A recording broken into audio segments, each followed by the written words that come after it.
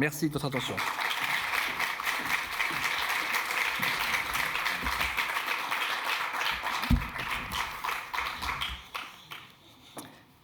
Bonjour à tous, bonjour à toutes. Je suis ravie d'être parmi vous ce matin. Nous souhaitions commencer la journée par vous présenter l'URPS, vous expliquer à quoi sert cette union régionale des professionnels de santé, qui la compose, et bien sûr l'illustrer par quelques actions concrètes qui ont été mises en œuvre et des projets sur lesquels nous travaillons actuellement. Mais avant de commencer, comme le disait notre président, cette journée est placée sous le signe des échanges et des interactions. Donc nous avons mis à votre disposition un outil qui s'appelle Slido. Et nous vous invitons à installer cette application sur vos smartphones pour pouvoir poser toutes vos questions. Et nous y répondrons au mieux à l'issue de cette intervention et à l'issue de chaque table ronde dans la journée.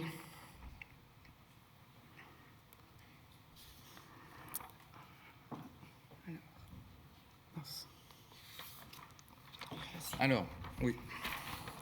Comme vous le savez, les instances représentatives de la profession sont au nombre de 3. L'Ordre national des infirmiers, les syndicats et notre URPS. Donc chacun a ses missions spécifiques. Les syndicats sont là pour faire les négociations avec l'assurance maladie. C'est une adhésion facultative, conseillée, mais facultative. L'Ordre infirmier qui a été créé en 2010 fait respecter le code de déontologie et s'occupe notamment de la gestion des conflits et des plaintes, parce qu'auparavant, il faut savoir que quand il y avait des plaintes, c'était l'ordre des médecins qui s'occupait des cas. Donc, vaut mieux que que nos pairs soient jugés par des infirmiers en exercice. Donc, l'inscription est obligatoire. Et enfin, l'URPS, donc qui représente exclusivement des libéraux et dont les missions, on va les détailler un peu plus loin, mise en place du PRS, Projet annuel de santé. L'adhésion, elle est automatique puisqu'elle est prise sur les prélèvements URSSAF au mois de mars. Donc c'est 0,1% de votre chiffre d'affaires à hauteur de 200 € maximum. Les missions des URPS, comme vous pouvez les lire, elles sont nombreuses. Il y a la préparation et la mise en œuvre du projet régional de santé, la réflexion et l'organisation sur l'exercice professionnel, la promotion de l'exercice libéral, le développement et l'utilisation des systèmes d'information par les infirmiers libéraux, la participation à des actions dans le domaine des soins, de la prévention, la veille sanitaire, l'éducation thérapeutique et la promotion du développement professionnel continu, le DPC. Donc, il y a une URPS par profession de santé, donc pour représenter les libéraux. Et donc, dans chaque région de France, on retrouve ce modèle des 10 URPS pour représenter chaque profession de santé. Donc, vous pouvez voir la liste sur le diaporama. Donc, il y a les biologistes, les chirurgiens dentistes, les infirmiers, les masseurs kinésithérapeutes, les médecins, les orthophonistes, les orthoptistes, les pédicures podologues, les pharmaciens et les sages-femmes. Donc bien sûr, l'URPS ne travaille pas seul et isolé. Nous travaillons avec de multiples partenaires comme l'ARS, la FEMASIF, les associations d'usagers, la IUF, qui est l'association inter-URPS francilienne, ou l'URPS médecin également.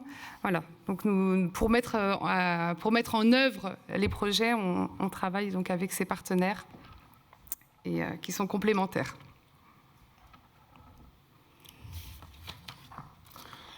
Donc l'URPS infirmier est composé de 24 infirmiers libéraux qui sont élus pour 5 ans. Et vous voyez, il y a 8 628 infirmiers libéraux à ce jour en Île-de-France, parmi les 56 500 professionnels de santé en Île-de-France. Et donc ce qu'on peut dire sur notre profession, donc c'est une profession dynamique, avec un goût pour le libéral ces dernières années, puisqu'il y a une forte croissance des installations en ville. Une profession plutôt jeune, avec une moyenne d'âge d'environ 45 ans. On constate qu'il n'y a pas de vrai désert infirmier, même s'il y a des zones un peu moins denses que d'autres.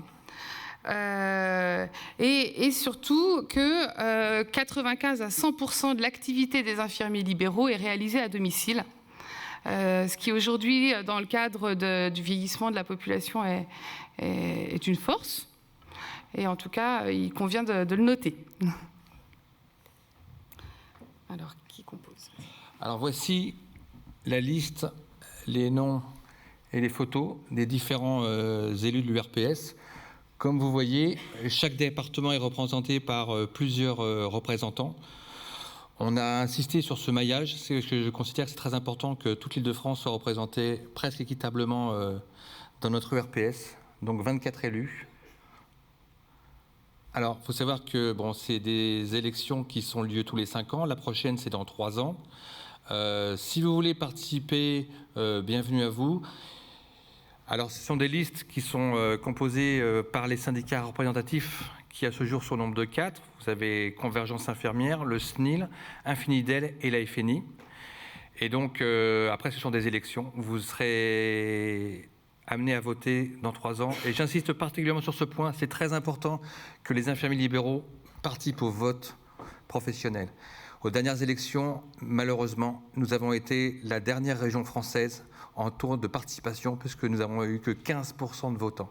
Alors je sais bien, et c'est le but de cette journée, c'est de nous faire reconnaître et compter sur nous pour augmenter et améliorer notre communication, parce que effectivement on va travailler dessus, parce que c'est important qu'on puisse toucher tous les infirmiers libéraux.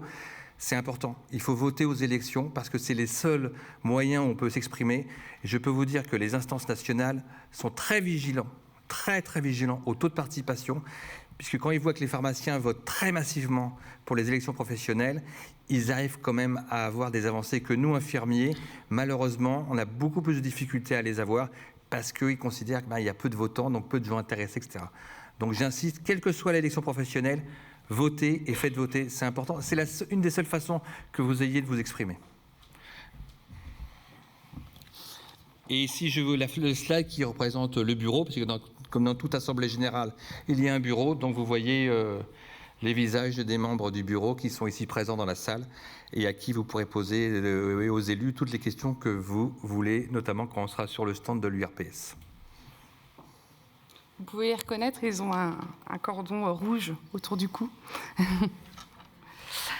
Alors, au sein de l'URPS, il y a également 5 salariés qui viennent en support des élus pour les aider à formaliser les projets et à les mettre en œuvre.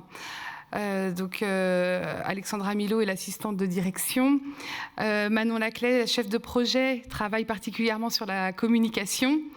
C'est grâce à elle notamment que cette journée peut avoir lieu aujourd'hui. Elle travaille également sur le projet des astreintes de nuit en EHPAD en collaboration avec Marc-Henri, qui est chargé de mission. Et concrètement, tous les matins, il regarde les appels qui ont eu lieu durant la nuit au niveau des astreintes dans les EHPAD et il dénoue les éventuels problèmes. Il anime également les réunions locales avec les EHPAD et les infirmiers libéraux. Et puis Camille Raïd, qui est chargée de mission et qui, ces derniers mois, a notamment travaillé sur le projet des soins non programmés, soins d'infirmiers non programmés, en lien avec les SAMU d'Île-de-France. Alors, pour une question d'organisation, nous avons mis en place des commissions de travail au niveau de l'URPS. Des élus sont donc présents dans chaque commission. Nous avons la commission communication qui traite des réseaux sociaux, des newsletters, de l'organisation de cette journée. Nous avons une commission sur la promotion de l'exercice libéral qui travaille, donc comme je vous le disais tout à l'heure, par exemple sur les soins infirmiers non programmés en lien avec le SAMU, sur la chirurgie ambulatoire, sur la vaccination. Nous avons une commission sur l'organisation de l'offre de soins qui œuvre particulièrement donc, sur le projet d'astreinte de nuit en EHPAD ou encore sur les relations avec les établissements d'hospitalisation à domicile. On parlera peut-être un peu plus tard. Dernièrement, nous avons rajouté l'expérimentation sur les certificats de décès. Et puis une autre commission qui s'appelle la commission de contrôle qui vise à s'assurer que les comptes sont bien tenus.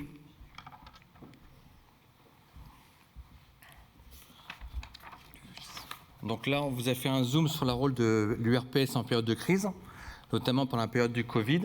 Vous pouvez voir toutes les actions qu'on a effectuées, donc les participations à la cellule de crise à l'ARS quotidiennement. On a été le porte-voix des infirmiers libéraux sur les difficultés de terrain, Nous avons payé toutes les vacations des IDEL dans les centres de consultation Covid, les centres de dépistage, la mobilisation des IDEL pour faire des renforts en EHPAD ou à l'hôpital. Nous avons également distribué des masques et des tests antigéniques aux infirmiers. D'ailleurs, je remercie ici la région Île-de-France qui, à un moment, nous a distribué 200 000 masques à l'époque où il n'y en avait pas et que nous avons distribué dans les différents départements. Et également, nous avons fait la mise en place, vous connaissez la fameuse des VDSI, les visites domiciliaires sanitaires par un infirmier. Il faut savoir que c'est nous qui avons effectué les règlements, nous avons reçu les fonds de l'ARS et c'est nous qui avons réglé, vous avons réglé ces sommes-là à hauteur de 3 à 4 millions d'euros pendant ces 2 ans. Et également un autre exemple, période de crise. Pendant la pénurie d'essence, j'ai été alerté par beaucoup d'entre vous parce que malheureusement, les infirmiers libéraux, nous n'étions pas considérés comme prioritaires. Je peux vous dire que nous passions derrière les pompes funèbres. Les pompes funèbres étaient citées, mais nous n'en étions pas. Donc, personnellement, je suis intervenu au niveau de l'ARS, au niveau de la CEPAM, au niveau du ministère, et j'ai dû aller sur des plateaux télévision pour défendre notre cause. Et les journalistes étaient un peu effarés de voir dans la condition dans laquelle on était traités, parce qu'à l'époque, il y avait impossibilité d'avoir accès à l'essence, et certaines d'entre vous ont dû subir des agressions que j'ai dénoncées, et j'espère que pour les prochaines, malheureusement, si ça se renouvelle, on remontera au créneau, et qu'une solution beaucoup plus rapide et pérenne sera apportée. Un petit focus concernant la hausse de l'essence, on ne doit plus rien faire, il n'y aura plus de baisse, puisque le gouvernement a décidé que c'est complètement bloqué, il n'y aura plus d'aide parce que ça coûte beaucoup trop cher à l'État. Et demain, donc l'URPS travaille bien sûr sur l'évolution de la profession. Donc on parlait tout à l'heure des soins non programmés. Nous travaillons à ce que les infirmiers libéraux soient intégrés dans le service d'accès aux soins quand il sera ouvert aux infirmiers. Voilà. À l'articulation des compétences entre les infirmiers libéraux et les IPA. Car ça représente, parfois ça a été vu comme une menace, mais ça représente également une opportunité, l'émergence de ce nouveau métier. Donc il va falloir savoir travailler ensemble en complémentarité. Nous travaillons par exemple aussi sur l'expérimentation des certificats de décès, sur l'organisation des campagnes à l'automne sur la vaccination HPV, sur le nouvel acte de consultation prévention IDEL. Nous pensons à faire un guide pour vous permettre de vous emparer au mieux de ce nouvel acte et encore bien d'autres sujets.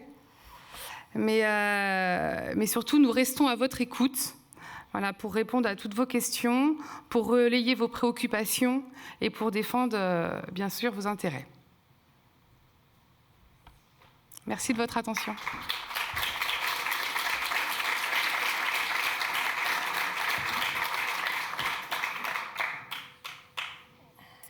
Alors, est-ce qu'il y a des questions? Qui se fait le micro?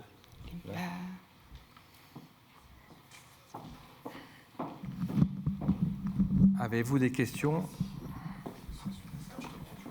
N'hésitez pas, hein, il n'y a pas de questions idiotes.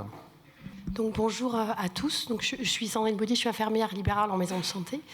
Donc j'en connais certains. J'aurais aimé connaître la position des URPS avec la coordination et le dialogue avec les CPTS d'Île-de-France, puisque nous avons des projets qui sont en fait similaires et des actions qui sont similaires, des missions.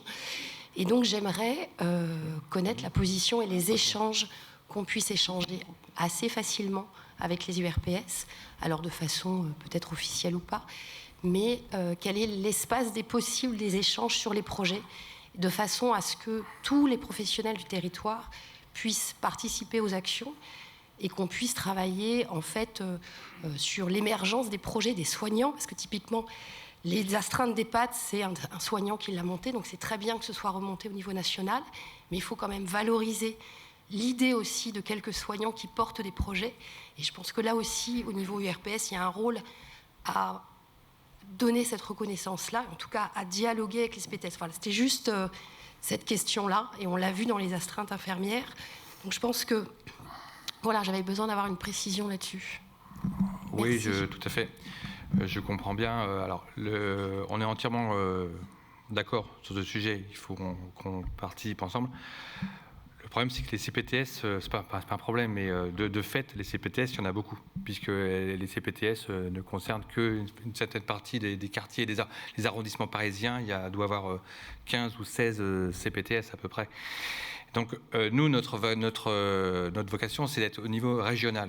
Donc, en fait, on peut pas, à notre niveau, intervenir avec chaque CPTS. Ce qu'il va falloir faire, effectivement, on peut travailler ensemble, c'est qu'on crée des inter-ERPS au niveau régional, par exemple une inter-ERPS parisienne, pour qu'un seul discours, qu'une seule personne ou deux personnes qui puissent... parce qu'on ne peut pas, tu comprends bien qu'on peut... Oui, on peut pas dialoguer personnellement avec toutes les CPTS. Il y en a tellement. Et que nous avons une action... Nous, on a une vision plus globale, plus régionale, puisqu'on est au niveau de la région Île-de-France, alors que les CPTS ont un ancrage purement local. Mais je suis entièrement d'accord avec toi, de toute façon. Hein. Le but, c'est ça. Hein. Si je puis me permettre, pour compléter, l'URPS donc, est constitué d'infirmiers libéraux qui sont eux-mêmes en exercice. Donc, ils ont tous leur cabinet à faire tourner, ils sont tous issus du terrain. Et donc, déjà, l'Assemblée générale est composée d'infirmiers libéraux lambda, de terrain, qui remontent. C'est eux qui font les projets. Donc les problématiques sont remontées déjà par essence dans la structure de l'URPS. Et bien entendu, et c'est pour ça qu'on fait cette journée aujourd'hui, l'URPS est tout à fait ouverte à recueillir vos idées, vos préoccupations, que ce soit aujourd'hui dans le cadre de cette journée, mais également à l'avenir. Et voilà, nos boîtes mail sont grandes ouvertes. Et n'hésitez pas à nous faire part de vos projets, on y sera attentif. Et voilà. En plus, comme tu es parisienne, nous sommes parisiens, on pourra voir effectivement se réunir pour en reparler bientôt. Je compte sur toi. La première question, qui est une question fondamentale et d'organisation, est-ce que l'URPS représente les infirmiers des hôpitaux et cliniques ? Non, l'URPS ne représente que les infirmiers libéraux. Quel est le budget de l'URPS ? Alors, cet été, nous avons touché notre dotation annuelle qui est environ de 400 000 €. Voilà. Et pour compléter, si nous avons des projets à mettre en œuvre et que l'ARS, notamment, qui est un de nos partenaires privilégiés, souhaite s'y associer, nous pouvons signer des conventions avec l'ARS et obtenir des budgets complémentaires. Quel est l'intérêt de cotiser à un syndicat ? Bonne question.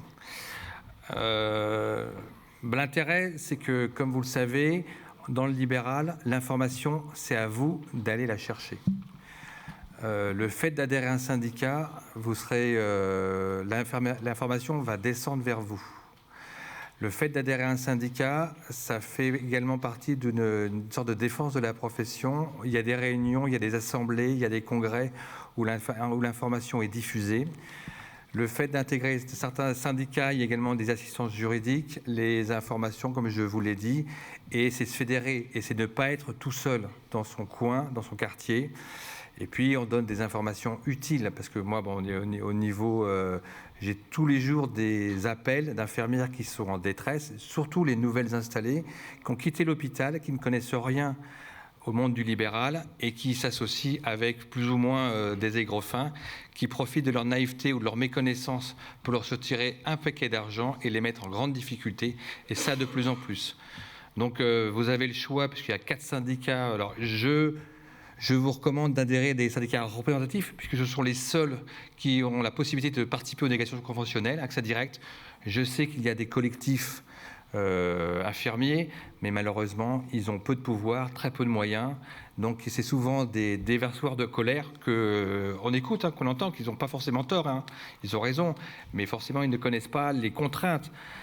Parce que je peux vous dire que pour soutirer un peu d'argent à la CNAM, ça devient de plus en plus compliqué. Les budgets ne sont pas serrés, ils sont scellés. Il faut vraiment se battre. Effectivement, parfois on arrive à des millions d'euros qui sont déversés dans des aides, mais il faut savoir que ces millions d'euros, à l'échelle des 130 000 infirmiers libéraux en France, ça ne restera pas grand-chose, quelques centimes d'augmentation. Mais il faut continuer à se battre. Et la même chose, plus les syndicats sont puissants, plus la représentativité est importante et plus quelque part il y a un rapport de force avec les institutions. Encore une fois, effectivement c'est facultatif. Mais je vous encourage à y adhérer. Il y en a 4, vous avez le choix. Alors ensuite, quel rôle peut jouer l'URPS face aux HAD ou aux prestataires qui nous volent des patients ? Sujet sensible qu'il en est. Il faut savoir que beaucoup d'entre nous travaillent avec les HAD. Il faut savoir que sur les 8000, il y a à peu près entre 3000 et 4000 infirmiers qui travaillent avec les HAD. Travailler avec l'HAD, après, c'est un choix personnel. Je vous rappelle que c'est un contrat sous sein privé, c'est-à-dire que ça engage l'infirmier et l'HAD. Après, alors, le vol de patients, je modérerai un peu quand même. Effectivement, on a tous été confrontés à ça. Je pense que l'HAD s'en est rendu compte. On a ouvert des dialogues avec eux.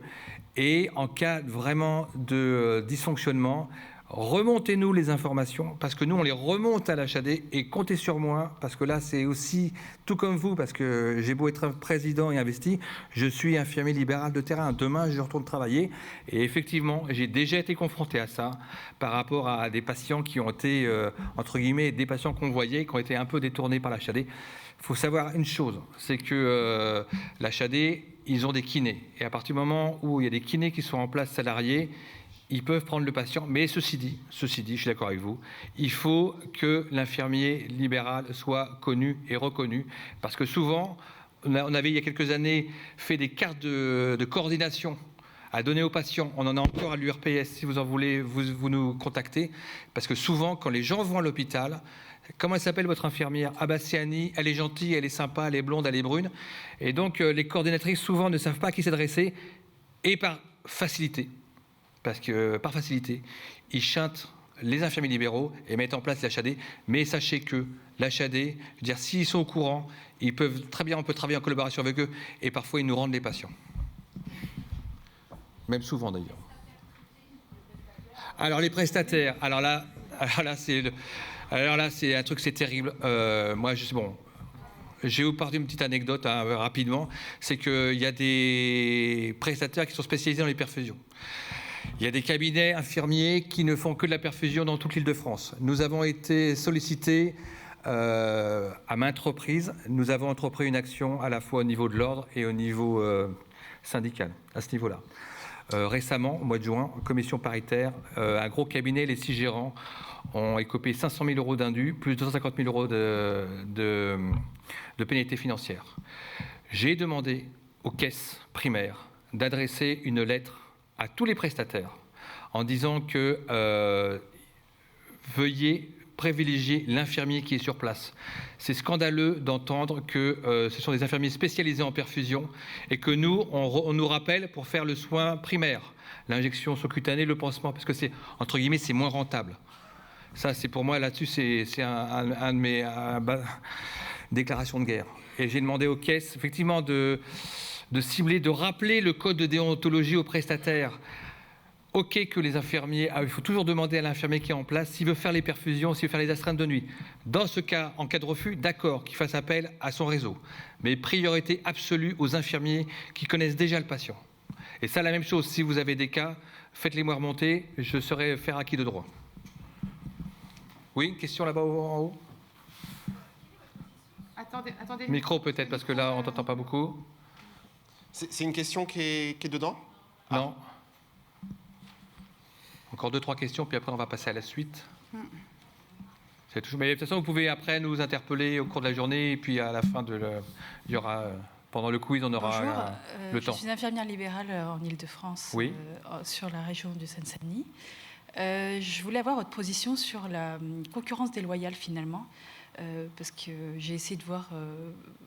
quelles étaient les positions au niveau de l'ordre, mais c'est assez confus, c'est-à-dire qu'entre infirmiers, entre l'HAD et les infirmiers, entre notre possibilité de nous faire connaître sur le territoire, on est assez limité. On a bien entendu eu une ouverture maintenant, mais finalement, on a du mal à se faire connaître par rapport aux hospitaliers, aux nouvelles sorties, aux HAD, aux services de santé, les SIAD. C'est-à-dire que maintenant, on a quand même un développement qui s'est fait et l'infirmier libéral reste, entre autres pour les perfusions ou des soins compliqués.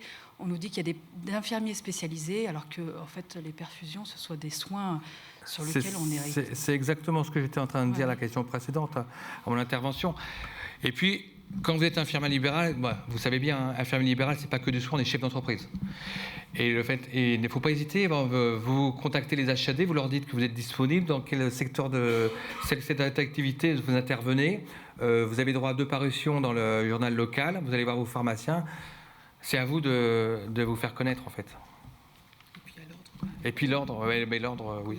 Quand il y a des problèmes. Et n'hésitez pas, n'hésitez pas, à l'ordre, il y a des élus libéraux, et c'est nous qui gérons les conflits, et c'est nous qui aidons au niveau des plaintes, etc. Et c'est abouti. Et dernière question, parce que le temps nous presse. Juste, on coupe. Bon, juste Slido. Ouais, il y en a juste une. Qui peut être quand même intéressante. Toutes sont intéressantes. Est-ce que vous avez un projet sur la formation des infirmiers et surtout de les former à l'activité libérale? Au niveau de la formation, c'est pas vraiment notre rôle. C'est pas notre rôle. C'est pas dans l'émission de. Alors, l'information, oui. L'information, non. Pour les formations, c'est les offices de formation qui sont présents, l'AFCOPI, l'Orion. Et puis, il y a une réingénierie actuelle du diplôme qui est en cours. Donc, a priori, le libéral pourrait faire partie d'un module dans la formation initiale. Voilà. On va arrêter là pour les questions parce qu'on va être un peu pris de court. C'est pas une question. Et, oui. On va répertorier les questions sur une foire aux questions et les réponses seront fournies, bien évidemment. D'accord. Et envoyées par mail. N'hésitez pas à en poser. Voilà. Posez toutes les questions que vous voulez, on y répondra toutes. Et on va laisser la place à la table ronde numéro 1 et à son modérateur Renaud Degas.